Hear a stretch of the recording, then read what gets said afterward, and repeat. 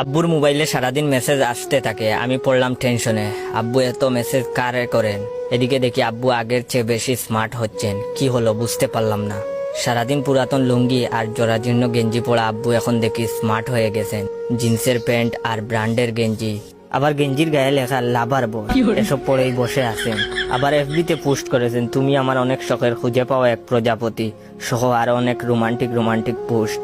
মনে মনে ভাবলাম, যাই হোক, এখন মানুষ বলবে আমার আব্বা অনেক স্মার্ট, অনেক আধুনিক। ধীরে ধীরে দেখি বাবা খাওয়া দাওয়া রেখে চাট করতে ব্যস্ত, এছাড়া জিমও করেন। এলাকায় হাঁটেন আলাদা একটা বাদ নিয়ে, মনে হয় 16 বছরের তরতাজা যুবক। এমনকি দেখি উনার বাঙ্গা বাইক রেখে আমার নিউ জিক্সার বাইকটা নিয়ে এখন কই যেন যান বুঝি না। হঠাৎ একদিন আমার ফ্রেন্ড কল দিয়ে বলল, জয়, তোর বাবার মাথায় কি প্রবলেম হয়েছে?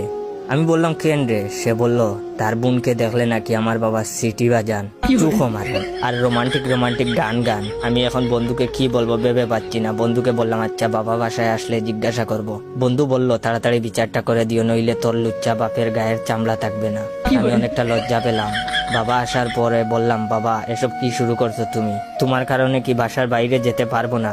বাবা বললেন, কেন, কি হয়েছে? আমি বললাম, আমার বন্ধু শামিমের বোন সাইমাকে দেখলে তুমি গান গাও আর খারাপ ভঙ্গি করো কেন?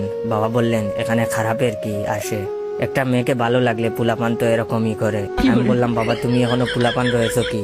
বয়স তো 50 ঊর্ধ্ব হয়ে গেছে। বাবা বললেন, ভালোবাসাতে বয়স লাগে না, আর এমনিতেও আমি হার্ট হ্যাকার, যে কোনো মেয়ের হার্ট হ্যাক করতে পারি। তুই এসব ভালোবাসা বুঝবি না, তুই এখনো ছোট রয়েছস। এটা বলে বাবা উনার রুমে চলে গেলেন আর আমি আমার রুমে। পরদিন এফবিতে ঢুকেই দেখি বাবা এফবিতে পোস্ট করেছেন, আসতেছি তোমাকে দেখতে। আমি ভাবলাম মা মারা গেছেন, হয়তো বাবার মনে মৃত্যুর ভয়টা হচ্ছে, তাই মারা গেলে মায়ের কাছে যাবেন ভাবছেন। তখনই আমার জিএফ সাদিয়া কল দিয়ে বলল, ওই শুনো, আমার বান্ধবী নুসরাত আজ তার বিএফ এর সাথে দেখা করবে, তুমি লাজিজ রেস্টুরেন্টে আসবা। আমি বললাম, আচ্ছা আসবো। আবার মনে মনে ভাবলাম, পকেটে নাই 1 টাকা, এখন খাবার খেলে তো আমাকেই বিল দিতে হবে। তাই বাবার রুমে গেলাম টাকা চাইতে। গিয়ে দেখি বাবা স্পিকারে ডিজে গান বাজাচ্ছেন, ডিজে বাহারুল, ডিজে সমসু, আরো অনেক কিছু। আর জিন্সের প্যান্ট আর ব্র্যান্ডের টি শার্ট আর আমার শখের জুতা পরে নাচছেন।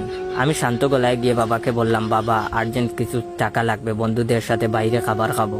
বাবা আমার হাতে 20 টাকা দিয়ে বললেন, যা বাবা, এনজয় কর। আমার তো রাগ উঠে গেল। যেই জায়গায় একটা সিগারেটের দাম 17 টাকা, ওই জায়গায় উনি আমাকে 20 টাকা দিয়েছেন বন্ধুদের সাথে খাবার খাওয়ার জন্য।